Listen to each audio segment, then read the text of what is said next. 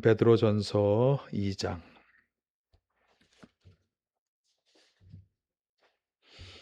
19절에서 25절입니다. 베드로전서 2장 19에서 25절 한 절씩 교독하겠습니다.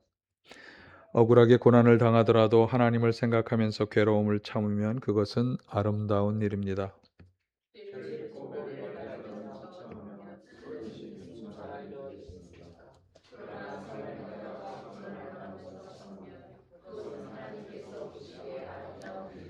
바로 이것을 위하여 여러분은 부르심을 받았습니다. 그리스도께서는 여러분을 위하여 고난을 당하심으로써 여러분이 자기의 발자취를 따르게 하시려고 여러분에게 본을 남겨놓으셨습니다.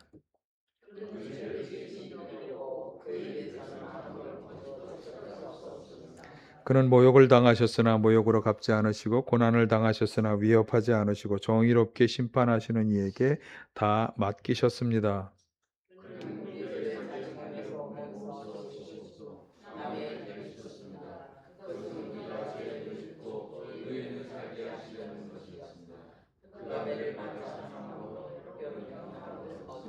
함께합니다. 전에는 여러분 길을 잃은 양과 같았으나 이제는 여러분의 영혼의 목자이며 감독이신 그에게로 돌아왔습니다.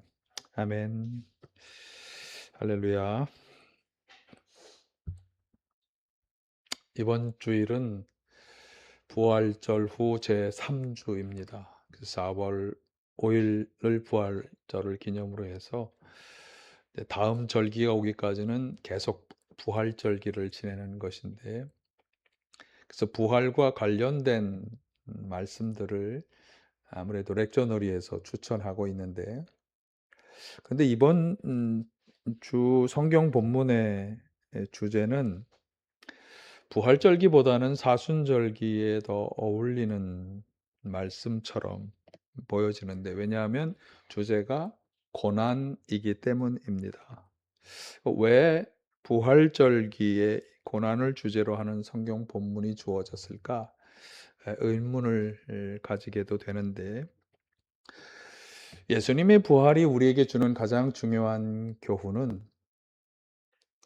이제 우리도 예수님처럼 죽음을 이기고 부활할 것이라는 소망입니다.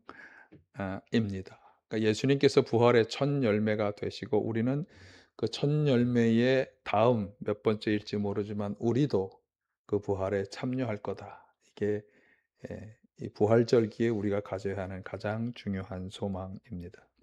그러니까 이 소망이 있기 때문에 지금 현실 속에서 어떤 일을 당하더라도 우리는 이 소망을 붙잡고 담대히 나아가는 것이죠.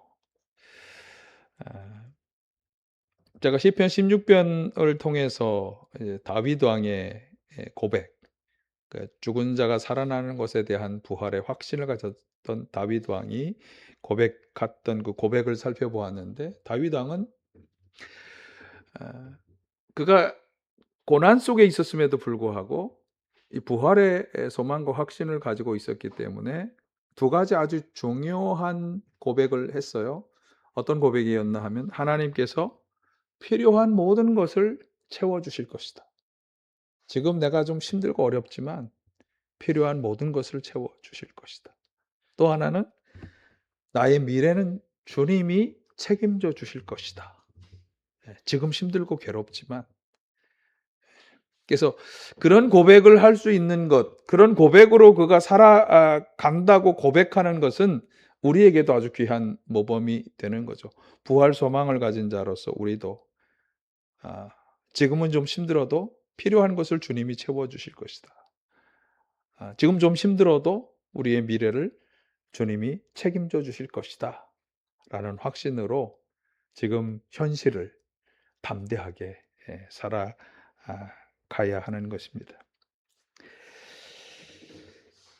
그래서 우리가 부활 신앙, 부활 소망으로 살아간다고 해도 사실 우리의 삶에는 여전히 계속해서 죄악의 유혹들이 끊임없이 다가오고, 또 우리를 힘들고 괴롭게 하는 시련과 고통들이 여전히 우리에게 다가오고 있다라고 하는 점에서 오늘 본문의 주제인 이 고난, 이것은 우리가 현실을 살아가는 데 있어서 피할 수 없는 그런 중요한 인생의 주제입니다. 그래서 피할 수 없고 만나야만 하는 고난이라면, 그러면 부활 소망을 가진 성도로서 우리는 어떻게 이 고난에 대처해야 하는가, 고난에 반응해야 하는 것일까? 오늘 본문을 통해서 그 점을 함께 생각해 보도록 하겠습니다. 오늘 본문을 우리가 19절부터 읽었지만 사실 성경에서 이 본문은 18절부터 주는 말씀, 이거 18절은 누구에게 주는 말씀인가 하면 하인으로 있는 여러분, 그러니까 종된 사람들에게 주는 교훈의 말씀이에요. 그런데 렉저너리는 그 18절 종된 여러분이라고 하는 말을 빼고 일반화한 말씀 19절부터 이 말씀을 본문으로 삼았기 때문에 저도 그 앞쪽과 관련된 해설이 더 있지만 다른 중요한 이야기를 하기 위해서 그것은 좀 생략하겠습니다. 자, 19, 20절을 한번 다시 보시면 억울하게 고난을 당하더라도 하나님을 생각하면서 괴로움을 참으면 그것은 아름다운 일입니다. 고난을 참는 것은 아름다운 일이다. 그리고 뒤쪽에 보면 하나님께서도 아름답게 보실 것이다. 이 말은 고난을 참으라 라고 하는 그런 말이죠. 사실 고난을 당할 때 사람들이 흔히 보이는 반응은 고난을 거절하는 것입니다. 고난을 수용하고 받아들이기보다는 고난을 거절하는 것이 사람들이 더 일반적으로 보여주는 반응이에요. 그래서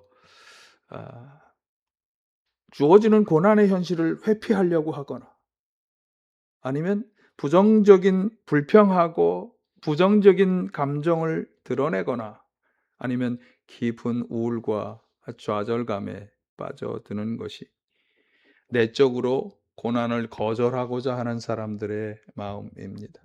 그러나 또 한편 어떤 사람들은 고난을 자기 삶의 일부로 받아들이고 거기서 의미를 찾으려 하거나 혹은 최선의 대안을 찾아 나서기도 합니다. 고난을 수용하는 자세입니다. 그래서 넓게 보면 고난을 거절하고 회피하고자 하는 마음이거나 아니면 고난을 적극적으로 수용하는 자세, 그렇게 우리가 생각해 볼 수 있는데, 그럼 고난을 참는다고 하는 것은 어디에 해당하는가? 거절보다는 고난을 수용하고자 하는 자세입니다. 그러니까 포기하고 체념한다고 하는 의미에서 참는 게 아니라, 말씀드린 것은 고난을 내 삶의 여러 페이지가 있는데 그 중에 한 페이지로 인정하는 거예요. 그리고 어떻게 해서든지 그 다음 단계로 나아가려 할 때 고난을 참아내려 하는 것입니다. 그런 점에서 오늘 베드로 사도가 고난을 받아들여 참는 것은 아름다운 일이라고 말씀한 것으로 여겨집니다. 제가 최근에 혹시 여러분 가요를 좀 들으십니까? 최근에 멜론 차트에 3주간 1, 2위를 하는 노래가 있는데 악동 뮤지션이라고 하는 팀의 노래예요. 이분들은 몽골 선교사의 자녀인데 지금 뭐 그분들도 몽골 선교사를 그만두었습니다만 감리교회 광림교회에서 파견했던 선교사였는데 그분들의 자녀가 악동 뮤지션이라고 하는 음악팀인데 이 팀들이 지난 4월 초에 앨범을 발표했는데 거기에 1, 2위 곡이 다 들어가 있어요. 그 중에 1위 곡 기쁨, 슬픔, 아름다운이라는 마음이라는 곡에 이런 노랫말이 있습니다. 한번 보실까요? 기쁨 뒤에 슬픔이 오는 건 아름다운 마음이야. 햇빛 뒤에 그늘이 있는 건 사랑스러운 모습이야. 흐린 날도 화창한 날도 시린 날도 끼우고 나면 다 퍼즐이 될 거야. 점점점은 생략한 부분들이 있다는 얘기예요. 자, 다시 한번 생각을 해볼까요? 우리는 흔히 슬프고 괴로운 다음에 기쁜 일이 오기를 기대하고 소망하죠. 우리가 방금 전에 제가 부활 소망에 대한 이야기를 잠깐 했지만 우리 그리스도인들이 가지는 부활 소망도 죽음 뒤에 다가올 부활, 죽음을 이기는 부활 승리, 그것을 기대하는 것입니다. 우리는 좌절과 절망을 이기고 부활 승리를 기대하고 소망하고 그 부활이, 그 기쁜 일이 다가왔을 때 그것을 아름답고 좋은 일이라고 그렇게 생각하죠. 자, 그런데 지금 소개한 이 기쁨, 슬픔, 아름다운 마음이라고 하는 이 노래의 가사를 다시 한번 보시면 그것의 순서가 바뀌어져 있어요. 슬픔 뒤에 기쁨이 오는 건 아름다운 일이야가 아니라 기쁨 뒤에 슬픔이 오는 것은 아름다운 것이라고. 햇볕 뒤에 그늘이 있는 건 사랑스러운 모습이라고 노래하고 있습니다. 그리고 나아가 이런 기쁨과 슬픔과 햇빛과 그늘, 또 흐린 날, 화창한 날, 시린 날, 이런 것들이 다 끼워 맞춰보면 딱 맞는 인생의 퍼즐이 될 것이라고 그렇게 말하고 있습니다. 해석해보면 슬픔이라든가 그늘이라든가 또 흐린 날, 시린 날, 이런 것들을 다 수용하고자 하는 자세, 이것이 삶의 자연스러운 과정으로 받아들이는 거예요. 그래서 이런 일들 속에서 부정적인 감정들이 생기는 것을 승화하고자 하는 그런 자세를 잘 보여주는 그런 노래입니다. 그런데 제가 이 베드로전서 본문을 보면서 오늘 베드로전서 본문에서 고난을 참고 인내하는 것이 아름다운 일이라고 말씀하는 것과 이 노래가 이야기하고자 하는 것과 크게 다르지 않다라고 하는 결론에 이르게 되었어요. 자, 오늘 본문 19절의 베드로 사도는 하나님을 생각하면서 고난을 참으라 이렇게 말하고 있습니다. 하나님의 관점에서 고난을 바라보며 참으라라고 하는 말인데, 그럼 하나님의 관점에서 본다면 고난은 무엇이 된다는 거냐? 자, 우리의 인생을 만드시고 주장하시고 인도하시는 하나님의 관점에서 고난은 그분의 선하신 인도의 한 과정이 된다는 것이에요. 이것이 바로 이 오늘 베드로전서 본문과 이 앞에 악동 뮤지션의 노래를 이해할 수 있는 중요한 배경이 되는 것입니다. 고난도 하나님의 선하신 인도이다 라고 하는 것입니다. 이것을 인정할 때 우리는 고난을 참고 인내할 수 있습니다. 기쁨 뒤에 찾아오는 슬픔도, 화창한 날 뒤에 찾아오는 흐린 날, 시린 날 등도 다 하나님의 선하신 인도의 한 과정이기 때문에 이런 일들은 다 아름답고 사랑스러운 일이라고 받아들일 수 있는 것입니다. 그러므로 부활 소망으로 살아간다는 것은 죽음 후에 부활 승리의 영광이 오는 것만을 바라보는 것을 말하는 것은 아니에요. 진짜 부활 소망은 하나님께서 우리의 삶을 주관하고 인도하신다는 그런 인도하심에 기반해서 우리의 인생을 바라보는 걸 말하는 거예요. 그런 하나님께서 우리의 삶을 인도하시고 주관하여 나아가신다고 하는 것을 생각하며 우리의 죽음과 고난과 슬픔을 바라보는 거예요. 좌절과 불평의 마음이 아니라 이 모든 것이 하나님이 다음 과정으로 우리를 인도하시는 자연스러운 섭리요 선하신 인도라고 여기며 우리의 인생의 고난도 슬픔도 죽음도 바라보는 것입니다.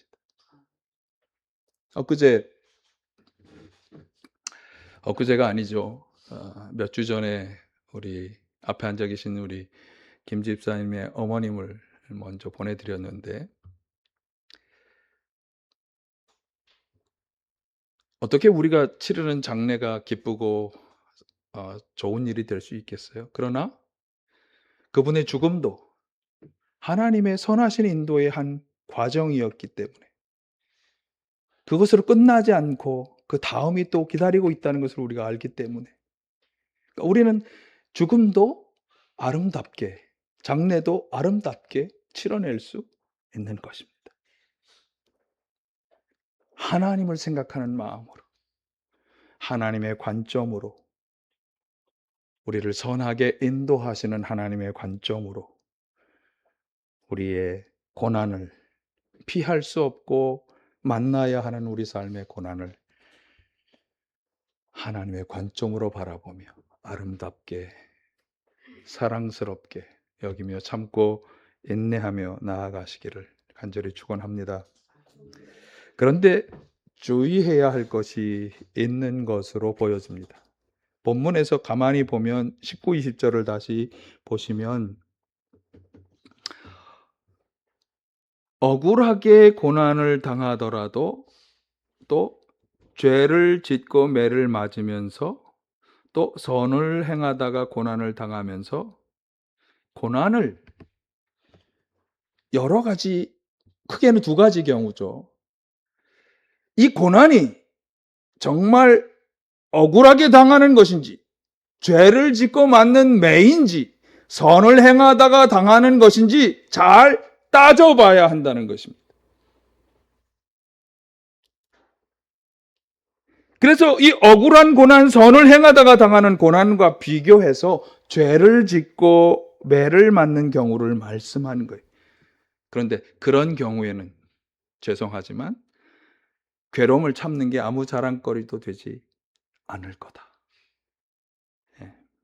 그러니까 하나님께서 그것을, 그 고난에 대해서 어떤 행동도 취하지 않으실 거다.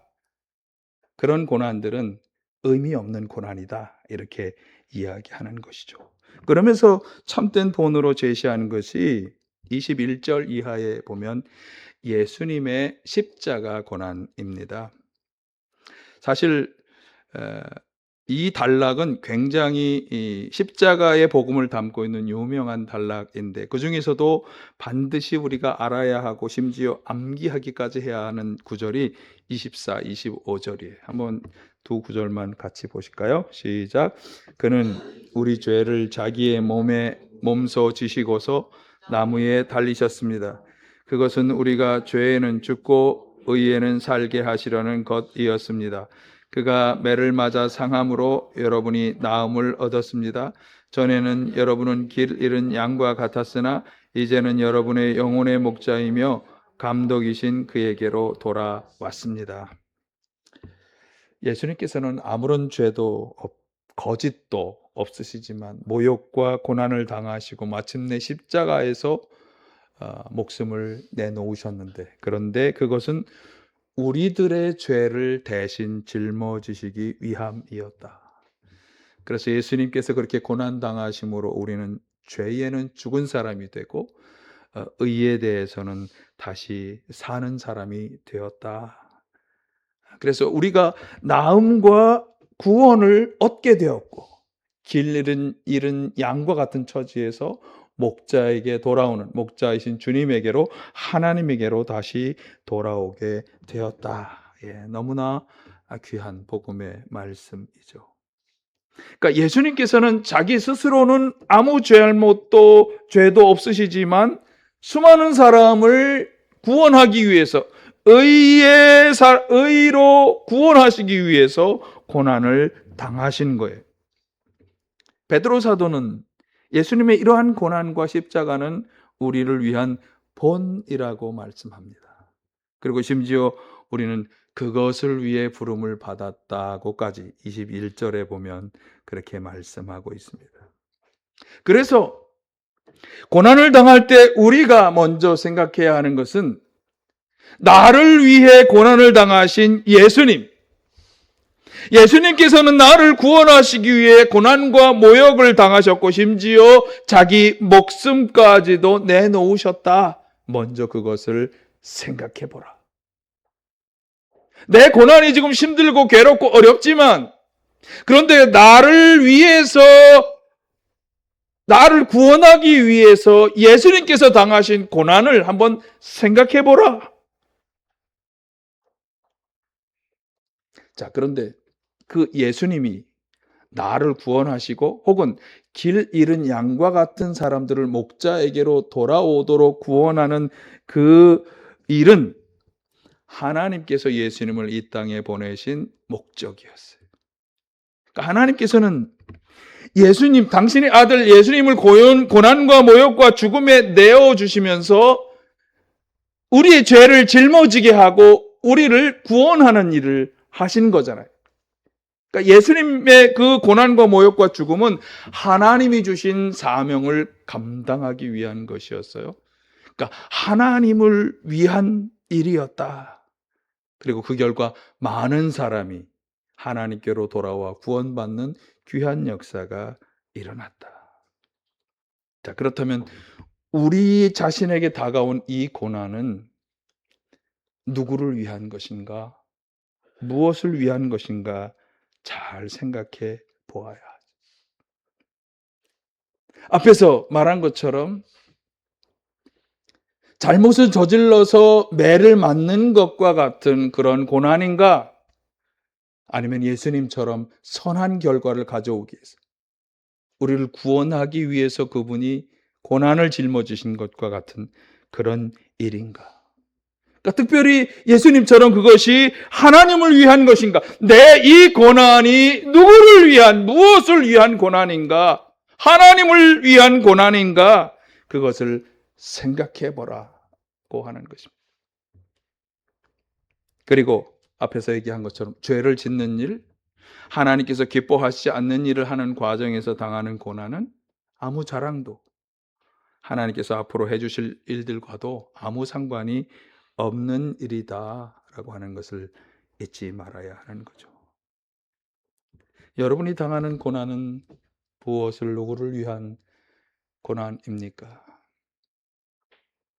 하나님의 택함을 받은 자녀로서, 예수님의 제자로서, 무엇보다 먼저 하나님을 위해서, 하나님께 맡겨진 사명을 위해서 짊어지고 나아가는 고난이 되시기를 간절히 축원합니다. 그런 하나님을 위한 사명을 위한 과정에서 고난과 고통이 다가올 때 회피하지 말고 그것을 짊어져야 한다는 그런 말씀이겠죠. 우리의 삶의 고난이 죄를 짓고 맞는 매가 아니라 하나님을 위한, 하나님의 주신 사명을 위한 고난이 되시기를 간절히 바랍니다. 자, 그렇다면 이런 생각을 해볼 수 있습니다. 죄를 짓고 맞는 매도 아니고 하나님을 위한 것도 아니고 그저 그냥 살아남기 위해서 혹은 좀 더 잘 살기 위해서 노력하는 과정에 대해서 당하는 고난은 어떤 것입니까? 내가 잘 살고 내가 행복하게 살기 위해서 당하는 고난에 대해서 하나님은 아무 관심이 없을까요? 그런 것은 그냥 단지 자기 자신의 일일 뿐 하나님과 상관없는 일일까요? 그런 고난에 대해서는 우리가 어떻게 반응해야 하는가?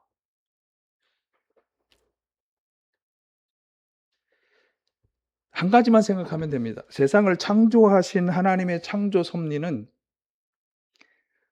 모든 만물이 생육하고 번성하여 땅에 충만하게 되는 것입니다. 그 하나님은 우리가 잘 살기 위해서, 내가 보다 나은 삶을 살기 위해서, 아니면 이 치열한 세상에서 살아남기 위해서 당하는 고난에 대해서 그분이 관심이 없을 수가 없는 거죠. 그분이 그것을 원하실 리가 없어요. 그래서 성경은 고난당할 때 도와주실 것이라고 약속하는 말씀들이 참 많이 나옵니다. 그러면 하나님은 내가 좀 잘 살기 위해서, 내가 남들보다도 나은 삶을 살기 위해서 노력하는 과정에서 당하는 고난에 대해서 하나님은 어떻게 해주시는 겁니까? 예, 거기에 관한 성경 구절들을 소개해 드릴 테니까 이 말씀들을 보시면서 위로도 받고 힘도 내시기를 바랍니다. 고린도전서 10장 13절 보실까요? 여러분은 사람이 흔히 겪는 시련밖에 다른 시련을 당한 적이 없습니다. 하나님은 신실하십니다. 여러분이 감당할 수 있는 능력 이상으로 시련을 겪는 것을 하나님은 허락하지 않으십니다. 하나님께서는 시련과 함께 그것을 벌어날 길도 마련해 주셔서 여러분이 그 시련을 견뎌낼 수 있게 하십니다. 신실하신 하나님께서는 우리가 이 당하는 시련을 감당할 수 있는 것을 주시는데 그것을 벗어날 길도 마련해 주신다. 시련을 견뎌내게 해 주신다. 이 확신을 가지시기를 간절히 축원합니다. 시편 23편 4절도 보실까요? 내가 비록 죽음의 그늘 골짜기로 다닐지라도 주님께서 나와 함께 계시고 주님의 막대기와 지팡이로 나를 보살펴 주시니 내게는 두려움이 없습니다. 시편 기자는 확신하고 있습니다. 죽음의 골짜기와 같은 곳을 다니게 될지라도 하나님이 함께 하시며 능력의 손길로 보살펴 주실 것입니다. 로마서 8장 35절 보실까요? 누가 우리를 그리스도의 사랑에서 끊을 수 있겠습니까? 환난입니까? 곤고입니까? 박해입니까? 굶주림입니까? 헐벗음입니까? 위협입니까? 또는 칼입니까? 어떤 환난도 곤고도 박해도 굶주림도 헐벗음도 위협도 칼도 우리를 향한 하나님의 사랑에서 끊을 수 없다. 바울 사도가 이 확신을 가지고 살았죠. 자, 마지막 고린도후서 12장 90절 시작. 그러나 주님께서는 내게 이렇게 말씀하셨습니다. 내 은혜가 내게 족하다. 내 능력은 약한 데서 완전하게 된다. 그러므로 그리스도의 능력이 내게 머무르게 하기 위하여 나는 더욱더 기쁜 마음으로 내 약점들을 자랑하려고 합니다. 그러므로 나는 그리스도를 위하여 병악함과 모욕과 궁핍과 박해와 곤란을 겪는 것을 기뻐합니다. 내가 약할 그때 오히려 내가 강하기 때문입니다. 자, 이 구절은 좀 설명이 필요한데 바울 사도가 육체의 가시라고 하는 것을 앓고 있었어요. 어떤 신학자들은 안질이라고 말하는 분도 있고 간질이라고 말하는 분도 있고 그 육체의 가시를 제발 고쳐달라고 3번이나 하나님께 간구했는데 그때 그가 하나님한테서 들었던 말씀이 내 은혜가 내게 족하다. 나의 능력은 너의 약한 데서 완전하게 될 것이다. 바울 사도는 이 말씀에 큰 위로를 받았고 그는 또 실제로 자신이 살아가던 과정 중에 그것을 경험한 거예요. 자신의 약한 가운데 여기 있는 것처럼 병약함, 모욕, 궁핍, 박해, 곤란 이런 것을 겪는 가운데 그때 오히려 자신을 강하게 해주시는 하나님의 역사를 경험한 거예요. 그래서 그는 이렇게 고백하는 거예요. 그래서 나는 오히려 그것을 더 기뻐한다고 그 약점들을 자랑한다고 말한 것이. 자, 바울의 하나님은 우리의 하나님과 다릅니까? 다릅니까? 안 다릅니까? 바울에게 역사하셨던 하나님 우리에게 역사하실까요? 안 하실까요? 역사하시죠. 그분이 믿고 섬겼던 하나님과 우리가 믿고 섬기는 하나님은 동일한 분이에요. 그러니까 바울과 함께하며 그의 약함 가운데 함께 하셔서 능력의 역사를 행하신 하나님께서 우리가 약하여졌을 때, 우리가 박해를 당하고 우리가 환난을 겪을 때, 궁핍을 겪을 때, 모욕을 당할 때 우리와 함께 하시고 우리를 강하게 해 주실 것입니다. 아멘. 여러분 이 말씀들을 통해 확신과 소망을 가지시기를 바라요. 주님께서는 우리의 고난 중에 함께 하시며 위로해 주시고 힘 주실 것이고 이 고난을 통해 하나님의 역사를 체험하도록 하나님의 일을 행하실 줄 믿습니다. 우리의 고난은 우리만의 일이 되지 않을 것입니다. 고난을 겪을 때 그래서 우리는 먼저 하나님을 생각해야 합니다. 하나님의 관점에서 고난을 보려고 노력해야 합니다. 우리의 고난은 인생이라는 퍼즐의 한 조각이며 하나님의 선하신 인도의 한 과정이 될 것입니다. 그러나 고난으로 끝나지는 않을 것입니다. 그래서 고난을 참는 것은 아름다운 일입니다. 예수님께서 우리의 본이 되시고 모범이 되셨습니다. 예수님께서 고난을 참고 십자가를 짊어지심으로 인류 구원이라는 하나님의 크신 계획에 그분이 함께 하실 수 있었습니다. 베드로 사도는 권면합니다. 우리는 예수님의 발자취를 따라가라고, 그분의 본을 본받으라고 말씀합니다. 예수님께서는 고난을 통해 사람들을 죄에 죽고 의에 살게 하고 이른 양이 목자에게 돌아오듯 하나님께로 돌아오게 하셨습니다. 이 구원 사역에 우리도 참여해야 합니다. 이 귀한 일을 위해 고난을 기꺼이 감수하는 것은 아름다운 일이 될 것입니다. 따가운 고난을 참고 인내하며 예수님을 본받아서 하나님이 하시는 일에 참여자가 다 되시기를 간절히 축원합니다. 사랑의 아버지 하나님,